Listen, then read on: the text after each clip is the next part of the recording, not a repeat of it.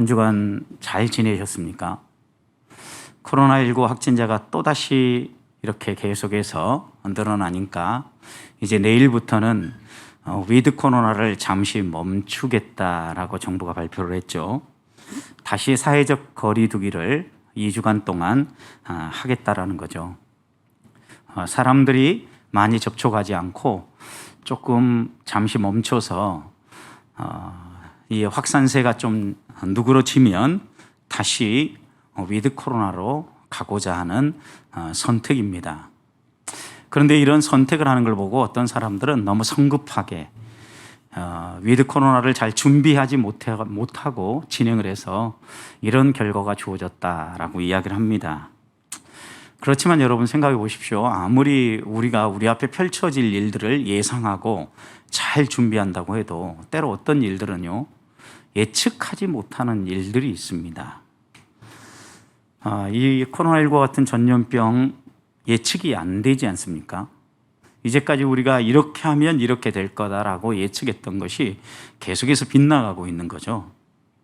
그리고 위드 코로나로 이렇게 전개할 때 오미크론이라는 변이 바이러스가 나타날 거라고 누가 예상했습니까? 변이 바이러스가 나타날 수도 있겠다라고 생각을 했지만 이렇게 또 전파력이 강한 바이러스가, 변이 바이러스가 우리를 힘들게 할 거라고 예측하는 사람들은 없었다는 거죠. 그렇게 생각해 본다고 하면 아마 위드 코로나로 가기 위해서 정부도 많은 고민을 했을 겁니다. 만약 위드 코로나 선언이 늦었다고 하면 기다리던 사람들은 왜 이렇게 위드 코로나를 선언하지 않느냐라고 아우성이었을 겁니다. 이런 여러 가지 것들을 고민해 보면 우리 인간이 예측할 수 없는 일들을 만날 때마다 왜 이런 결정을 했는가라고 사람들이 말하게 되는데 우리의 삶 가운데 예측할 수 없는 일들이 의외로 많다라는 겁니다. 아기 예수가 성탄한 사건도 보십시오. 우리 인간의 생각과 우리 인간의 상상을 초월하는 일이 벌어진 거 아닙니까? 어떻게 처녀의 몸에서 아기가 태어날 수 있고 또 정말 이스라엘 구원한 왕 메시아라고 하면 좀 그럴듯하게 출현하셔야 되는데 정말 낮고 천한 곳에 출현하실 수 있겠습니까? 이런 여러 가지 성탄의 이야기들을 보면 분명히 우리가 예측할 수 없는 일들이 의외로 우리에게 많이 벌어진다는 것 알 수 있을 겁니다. 그러나 확실한 게 있습니다. 하나님이 약속하신 아기 예수가 때가 되매 이 땅에 오셨던 것처럼 우리가 지금 겪고 있는 이 코로나19도 때가 되면 반드시 종결되어지고 마스크를 벗을 날이 올 거라는 거죠. 그때가 언제인지 모르지만 분명히 오고 있습니다. 그런 점에서 지혜로운 사람은 이 시기를 어떻게 잘 견디어내느냐, 다른 말로 표현하면 기다림을 가지고 잘 인내하느냐에 의해서 그 사람의 삶의 질이 달라질 수 있다는 겁니다. 실제로 우리가 믿고 있는 기독교, 이 기독교는 기다림의 종교라고 해도 과언이 아닙니다. 예수님이 오시기까지는 예수 그리스도의 오심을 기다렸고 예수 그리스도가 이 땅에 오셔서 하나님 나라를 소개하고 또 구원의 길을 열어주신 이후에는 우리는 다시 오실 예수님을 기다리며 살고 있습니다. 그런 점에서 우리는 철저하게 기다리며 믿고 있는 사람들이다. 기다림의 종교인들이다 라고 말할 수 있습니다. 지금 대강절을 보내고 있는데 대강절은 예수님 오시기 전 성탄절로부터 4주간 동안입니다. 이제 한 주간 남았습니다. 한 주간만 기다리면 성탄절이 오게 되는데 과연 우리는 우리 주님의 성탄을 어떻게 맞이할 준비를 하고 있습니까? 기다리는 사람이라면 어떻게 이 성탄을 맞이할 준비를 하며 살아야 합니까? 오늘 본문에 시몬이라는 사람이 나옵니다. 이 시몬은 기다리는 사람이었습니다. 특별히 이스라엘의 구속 예수 그리스도의 탄생을 기다렸던 사람이라고 소개를 합니다. 그런 점에서 오늘 우리도 성탄을 기다리는 사람으로서 이 시몬을 살피면서 우리는 어떻게 기다려야 되는가? 남은 한 주라도 하나님 앞에서 다시 한번 점검하며 하나님이 주신 교훈의 말씀을 마음에 새기고 함께 기도하는 밤이 되기를 소망합니다. 오늘 이 시므온은 그 당시 사회적으로 상당히 영향력이 있었던 사람이라고 소개합니다. AD 13년에는 산헤드린 회장직을 맡은 사람이 바로 이 시므온이었다라고 얘기합니다. 그러니까 영향력이 있었던 사람인 게 분명하죠. 산헤드린 회장직이라고 하면 막강한 종교적 위치를 자리하고 있는, 또 정치적 막강한 자리를 하고 있는 그런 자리이지 않습니까? 분명한 것은 이런 시므온이 예수님을 기다렸고, 기다린 예수 그리스도를 그는 성전에서 만났을 뿐만 아니라 이 예수 그리스도를 만났을 때 기쁨으로 하나님을 찬양하며 하나님께 영광을 돌렸다는 겁니다. 그런 점에서 시므온은 기다리는 사람이었고, 기다렸다라는 이 표현을 보면 그는 꿈을 가진 사람이었다라고 말할 수 있습니다. 왜냐하면 무언가를 기다린다라는 것은 꿈이 있다라는 이야기이기 때문입니다. 25절 말씀을 보십시오. 예루살렘에 시므온이라는 사람이 있으니 이 사람은 의롭고 경건하여 이스라엘의 위로를 기다렸다. 이스라엘을 위로해 주시는 일을 기다리고 있었다는 겁니다. 그런데 30절 보십시오. 그렇게 이스라엘의 위로를 기다린 사람이었는데 30절 보면 내 눈이 무엇을 보았다 그랬습니까? 주의 구원을 보았습니다 라고 고백합니다. 그리고 이 주의 구원, 아기 예수를 보고 난 다음에 종을 평안히 놓아주십니다 라고 고백하면서 나아간 걸 보면 그가 기다렸던 것은 이스라엘의 위로였는데, 이스라엘의 위로는 이스라엘의 구원이었고, 그 구원은 메시아 예수 그리스도가 오심이었습니다. 결국 그는 예수 그리스도의 탄생, 성탄을 간절히 기다렸던 사람이었다는 말씀입니다. 그리고 29절 보면 이제는 종을 평안히 놓아주십니다 라고 표현한 걸 보면 드디어 나는 모든 것에 해방되어져서 이제는 평안히 하나님 품에 안길 수 있겠습니다 라는 고백입니다. 여러분, 그런 점에서 이 꿈은 평생 기다려왔던 꿈이라고 할 수 있습니다. 시므온은 적어도 예수 그리스도의 성탄을 경험하기 전에는 하나님의 부름을 받지 않을 거라는 약속의 말씀을 가졌고, 그 말씀을 따라 꿈을 꿨다라는 거죠. 그런 점에서 우리도 분명히 우리의 마음 가운데 꿈이 있는가 한번 점검해 봐야 합니다. 기다린다라는 것은 꿈이 있다라는 거예요. 성탄절이 오는데 이 성탄을 기다린다고 하면 무엇 때문에 성탄을 기다리는가? 성탄이 나에게 어떤 의미가 있는가? 매해 반복되는 성탄인데 이 성탄을 기다림으로 나는 무엇을 경험하기를 원하고 또 무엇을 위로받기 원하는가? 한번 스스로 물어보아야 합니다. 예를 들어서 여러분, 아버지를 손꼽아 기다리는 아들이 있었다고 생각해 봅시다. 좀 멀리 떨어져 있었기 때문에 아버지가 오기를 간절히 기다리는 아들은 가끔 한 번씩 전화를 하면 아빠 언제 오세요? 언제 오실 거예요? 저는 빨리 왔으면 좋겠어요. 이 아들은 계속해서 아빠가 빨리 오기를 기다리고 있었다고 생각해 봅시다. 그런데 정작 이 아빠가 왔습니다.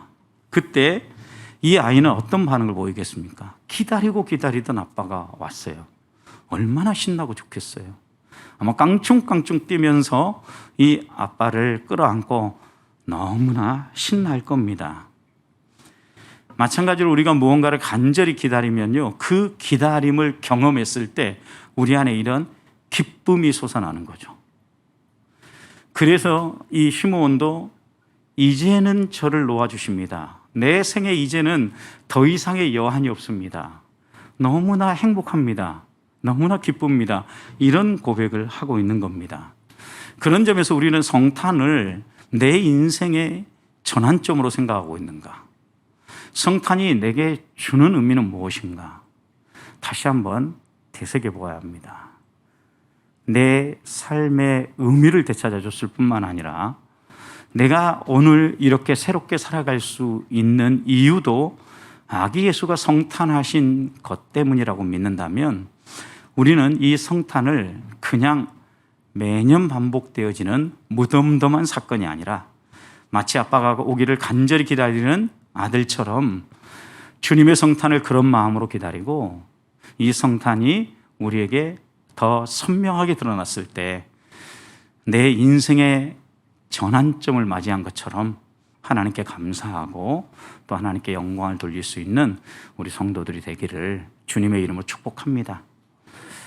두 번째는 성탄을 맞을 준비를 하지 못했던 사람들을 성경에 보면요, 이들은 한결같이 우울했을 뿐만 아니라 죄를 짓습니다. 헤롯 대왕을 보십시오. 그는 성탄을 맞을 준비를 하지 못했습니다. 어떤 죄를 짓습니까? 예수님 또래와 비슷한 나이의 어린아이들을 죽이는 정말 험악한 일을 행합니다. 또 성경에 기다려야 되는데 기다리지 못함으로 인하여서 어려움을 겪는 경우 무진장 많죠. 아브라함도 그가 이삭을 끝까지 기다렸더라고 하면 지금 중동에서 벌어지고 있는 여러 가지 문제들이 상당히 해결되었을 겁니다. 왜요? 이스마엘이 아니라 하나님은 이삭을 통하여서 믿음의 계보를 이어가실 것이기 때문입니다. 인간적인 방법으로 아이를 얻으려고 했기 때문에 이스마엘이 태어났고 결국 중동에 지금 이스마엘의 후손들과 이삭의 후손들이 치열하게 싸우고 있는 이런 형국이 펼쳐지고 있는 겁니다. 여러분, 이삭도 생각해 보십시오. 자신의 삶에 어려움이 다가왔을 때 그 당시에는 생존의 위협은요, 의식주로 다가왔죠. 기근이 들었습니다. 한동안 비가 내리지 않는 겁니다. 농사가 안 되는 거죠. 그러면 굶어 죽을 위기에 놓인 거예요. 이럴 때 그가 눈을 들어보니까 애굽에 식량이 있었죠. 그랄 지방에 식량이 있었어요. 내려갑니다. 어떻게 됩니까? 아내를 잃을 뻔하죠. 어쩔 수 없이 누이라고 속이고 거짓말을 하게 되죠. 여러분, 이런 일들을 보면 우리들이 기다리지 못함으로 만나는 위기사항은요, 수도 없이 많아요. 믿음의 계보를 이어가는 아브라함, 이삭, 그 다음 또 누굽니까? 야곱이죠. 야곱도 생각해 보십시오. 하나님은 모태에서부터 누가 하나님이 택한 사람이고 누구를 통하여서 하나님의 계보를 이어갈 것인지 분명히 말씀하셨어요. 이삭에게 복을 주신 그 하나님이 이제는 이삭의 대를 이어서 에서가 아니라 야곱을 통하여 일하실 것을 말씀했습니다. 그렇다면 리브가도 기다려야 합니다.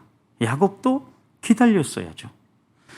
기다리지 않습니다. 야곱과 리브가는 인간적인 방법을 동원해서 그 복을 강제로 취하고자 하죠, 여러분. 인간이 깨닫지 못하고 곁길로 가면요, 하나님은요, 나귀와 같은 이 세상의 동물을 쳐서라도 하나님의 뜻을 보여주는 분이십니다. 그렇다면 이삭이 눈이 어두워서 야곱을 축복해야 되는데 에서를 축복하려고 한다면 하나님은 어떤 방법으로든 이 일을 바꾸셨을 거라는 거예요. 하나님의 때 하나님의 방법으로 일하실 텐데 리브가와 야곱의 성급함은요, 타향살이를 낳았고, 생각해 보십시오. 야곱은 얼마나 고통스러운 화란 생활을 했습니까?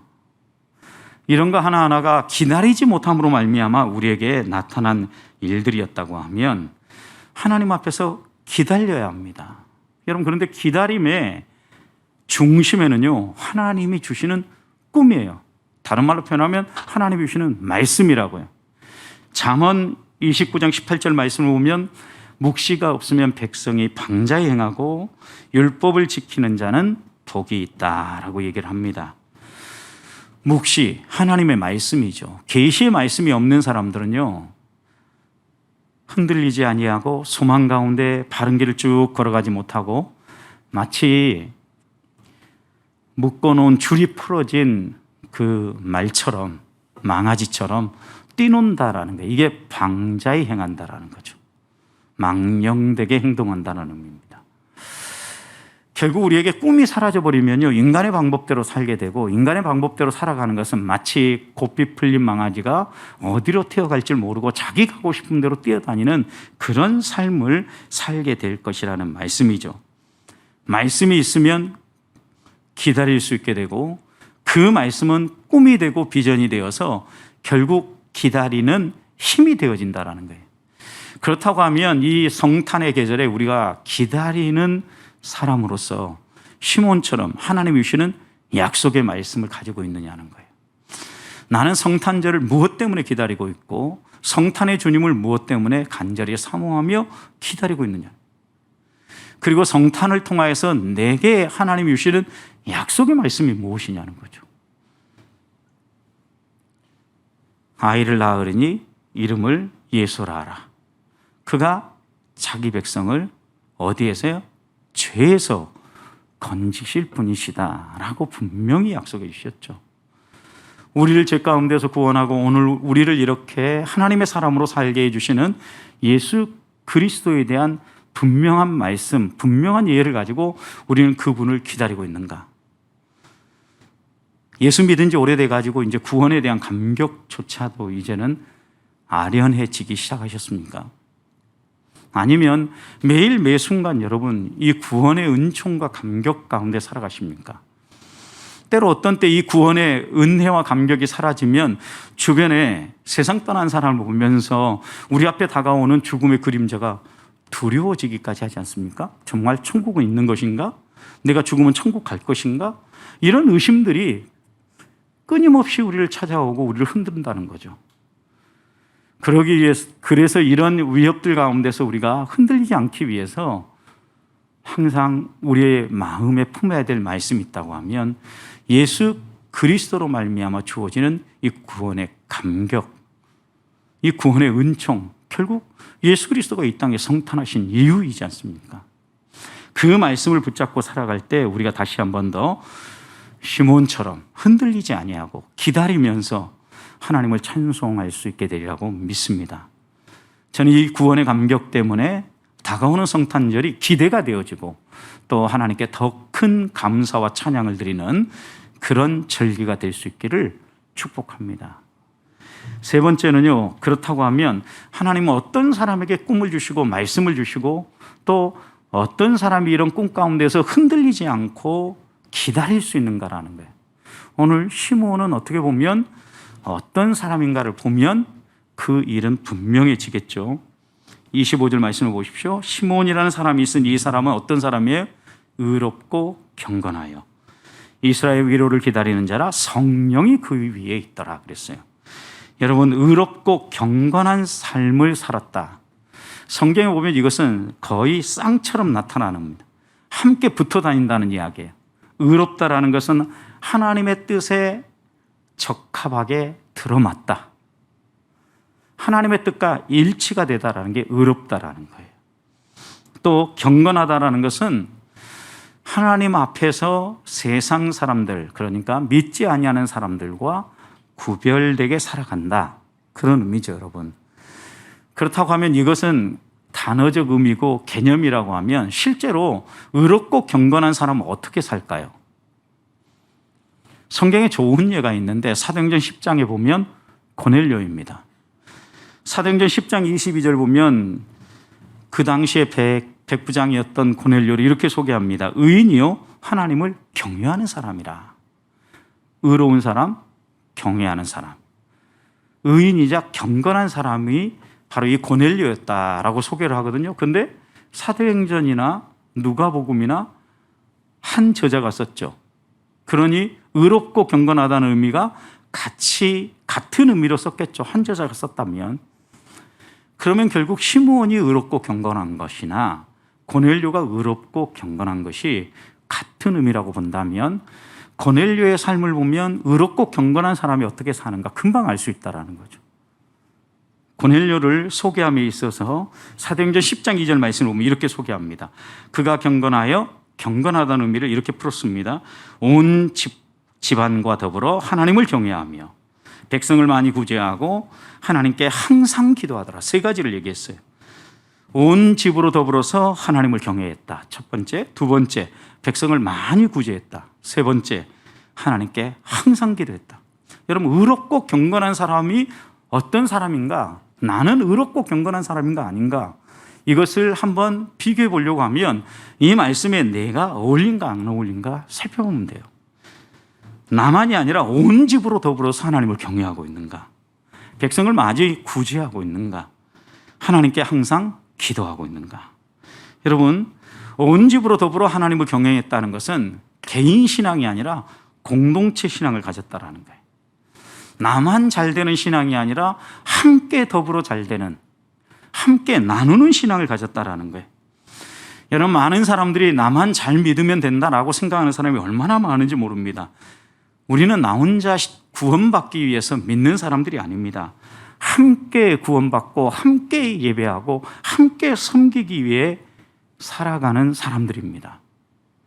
그런 점에서 우리가 다시 한번 마음에 새겨야 될 것은, 나는 나만 아니라 나와 함께하는 남편, 아내, 그리고 자녀들까지 온 집이 하나님을 경외하고 있는가, 하나님을 믿고 있는가. 더 나아가서 우리 교회는 우리 교회만이 아니라 우리 주변에 있는 이웃들과 함께 나누며 함께 하나님을 증언하며 살아가고 있는가. 결국 공동체의 신앙을 가졌는가가 기다리는 사람의 의롭고 경건한 모습이라는 겁니다. 두 번째는요, 백성을 많이 구제했다라는 겁니다. 여러분, 여기에 많이 구제했다라는 걸 보면 그냥 처리되니까 한 번, 두 번, 그리고 누가 하자고 하니까 그냥 따라서 하는 정도가 아니라 자발적으로 열심히 많이 더 구제하는 사람이었다. 어떻게 보면 그 힘에 지나도록, 이 고넬료는 자기의 힘보다 더 힘써서 구제했다라고 얘기합니다. 실제로 요즘같이 어려운 때에 누군가를 구제한다는 거 쉽지 않은 일입니다. 이웃과 함께 나눈다는 거. 그리고 또 우리가 힘을 모아서 우리 주변에 있는 사람들과 우리의 마음을 나누고 우리의 물질을 나눠서 사랑의 선물을 나눈다는 거 쉽지 않은 일입니다.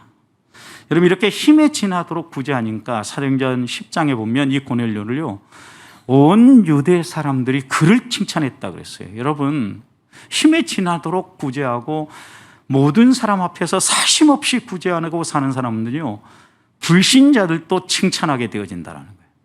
그럼 의롭고 경건한 사람은요, 불신자들이 칭찬할 정도의 선이 있는 사람이에요. 구제가 있는 사람이에요. 우리는 과연 이렇게 하나님을 믿고 있느냐를, 이게 기다리는 사람이에요. 세 번째는요, 항상 기도했다. 여러분, 항상 기도했다라는 것은 여러분 쉬지 않고 기도했다라는 말씀하고 또 만나죠. 어떤 사람보다 많이 기도하는 사람이었다라는 겁니다. 하나님만 의지하는 사람이었다라는 겁니다. 또 다른 말로 표현하면 하나님과 동행하는 사람이었다라는 거예요. 그러면 나는 하나님만 의지하고 있는가? 하나님만 붙들고 있는가? 그 어떤 사람보다 나는 기도에 시간을 더 드리고 헌신하고 있는가? 하나님과 교제함에 있어서 다른 사람에게 두 번째 가라면 서러운 사람인가? 저는 신학생 때 선배 목사님들이 말씀하실 때마다 더 기도하려고 애썼던 우리의 선배들의 이야기를 들을 때마다 마음에 많은 생각들을 하게 됐어요. 그리고 시간만 있으면 신학생 때도 강당에 올라가서 기도했던 기억이 아직도 선명합니다. 선배들이 얼마나 기도의 시간들을 드리고 있는가, 이거 참 중요하게 보는 거죠. 여러분, 그래서 저는 새벽에도 기도하지만 새벽 기도가 끝나고 나면 혼자 조용히 묵상을 하면서 그 묵상하는 말씀과 함께 하나님 앞에서 좀 더 깊이 기도하기 위해서 애를 씁니다. 특별히 그 하루의 일과를 일찍 시작해야 될 이유가 없다면 나머지 시간 동안에 그렇게 묵상을 하면서 하나님 앞에 기도하는 시간들. 여러분, 어떻게 보면 이것도 항상 기도하는 게 아니죠. 아침에. 그리고 또 생활하는 가운데 생각날 때마다. 여러분, 그런데 생각날 때만이 아니에요. 항상 기도했다. 기도에 항상 힘썼다. 적어도 우리가 하나님 앞에서 의롭고 경건한가 그러지 않은가를 다시 한 번 더 물어보려고 하면 하나님을 나 혼자만이 아니라 공동체적으로 온 가족이 힘써 믿고 있는가? 그 어떤 사람보다 힘써 구제를 하고 있는가? 항상 기도하는 사람인가? 돌아보면서 오늘 이 밤 우리에게 부족한 부분이 좀 더 메꿔지고 하나님, 저도 시몬처럼 그리고 또 고넬료처럼 의롭고 경건하여 항상 하나님이 하실 일들을 기다리는 하나님의 사람이 되게 해 주시옵소서 기도하며 나아가기를 소망합니다. 마지막으로 한 가지 더 나누고 싶은 것은요, 시므온은요 여기에 한 가지 더 기다리는 사람으로서의 특징이 있었는데, 그는 철저하게 성령의 다스림을 받는 사람입니다. 다른 말로 표현하면 성령 충만한 사람이었다라는 게, 25절 마지막을 보십시오. 그는 성령이 그 위에 계셨다라고 소개하는 사람이었습니다. 또 27절 보면 성전에 들어가는데 성령의 감동하심을 따라 성전에 들어갑니다. 뭔가 깨달음을 준 거죠. 마음의 감동을 줄 때 그것을 놓치지 않고 딱 들어간 거죠. 여러분, 그런데 때마침 예수님이 결례를 행하기 위해서 들어온 거죠. 그러면서 그 예수님을 만나서 주제요, 이스라엘의 구원을 보게 해주시니 감사합니다 라고 하나님을 찬송하며 이제 종을 평안히 놓아주시니 감사합니다, 이런 찬양을 어떻게 할 수 있었겠습니까? 성령의 감동을 주셨을 때 놓쳐버렸다고 하면 예수님이 결례하는 그 시간을 놓쳐버렸을 거 아닙니까? 여러분, 그런데 이 시므온은 성령의 철저한 다스림과 지배를 받았기 때문에 성령의 감동할 때 어떻게 했어요? 순종했어요. 마치 빌립이 광야로 가는 그 길에 어떻게 복음 전할 사람을 만날 거라고 생각했겠습니까? 그러나 성령의 감동을 따라서 광야를 향하여서 들어갈 때 하나님은 에티오피아 내시를 만나게 해주시고, 또 그에게 복음을 전하고 또 그에게 세례를 베풀 수 있는 놀라운 은혜의 역사를 이루시죠. 여러분, 성령의 감동을 따라 살아가는 사람, 성령이 충만한 사람은요 때를 놓치지 않아요. 어떤 때? 하나님이 원하시는 때, 하나님이 사용하시는 때를 놓치지 않는다라는 거예요. 그렇다고 하면 우리들이 어떻게 성령의 충만함을 받으며 성령의 다스림 안에서 살아갈 수 있습니까? 성령은 어떻게 우리에게 옵니까? 거듭날 때입니다. 어떻게 우리가 거듭납니까? 사도행전 2장 38절 말씀을 보면 회개하여 예수 그리스도로 세례를 받고 더 나아가서 죄 사함을 받으면 성령을 선물로 받으리라. 회개하고 우리가 거듭나서 죄 사함을 받은 하나님의 백성으로 살아간다면 우리 안에 성령이 반드시 계십니다. 여러분, 그러면 우리 안에 성령이 계심을 인정하고 그 성령이 내게 말씀하신다라는 걸 잊지 말아야 돼요. 그리고 그 성령이 내게 감동을 주시고 뭔가 내 마음에 깨달음을 주실 때 주님 아멘 그렇게 하겠습니다 라고 순종하며 나아갈 때 하나님이 행하시는 손길을 볼 수 있고 하나님의 구원을 맛볼 수 있다는 겁니다. 저는 우리 보배교회 성도들이 이런 성령의 사람들이 되기를 소망합니다. 의롭고 경건했던 시므온, 성령의 인도하심을 따라 살았던 시므온처럼 하나님 앞에서 성탄을 기다리고 하나님의 행하신 일을 기다리면서 주와 함께 걸어가는 우리 보배의 성도들이 되시기를 주님의 이름으로 축복합니다.